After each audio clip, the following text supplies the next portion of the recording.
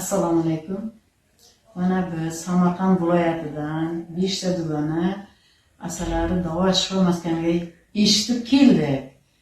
Kelganimizda oyoqlarimiz, qo'llarimiz og'rirdi, quloqlarimizda shovqinlar bor edi. Mana bir hafta davolanish davomida bu dardlardan biz ancha forig' bo'ldik. Yengilmas. Kelingizlar sizlar ham, juda ham yaxshi joy ekan. Bu shifo maskanini ochgan Muhammadjon hoji ukamiz bizga juda ham katta yordam berdi. Xushmuomala, tabiba singlimiz Mahbuba bizlarga har kun asalaridan chaqtirib davoladi, qo'llari yengil ekan, muomalali ekan, shirin so'z bizga juda ham yoqdi. Men sizlarni hammalaringizni mana shu yerga davolanishlaringizni so'rab qolaman. Chunki bu yerda dori-darmon yo'q. Hammasi tabiiy. O'zimizda borib davolanamiz, bir hafta davolanamiz, 10 kun davolanamiz, bir haftadan keyin yana og'riq boshlanadi. Bizlar endi mana bu nima deydi?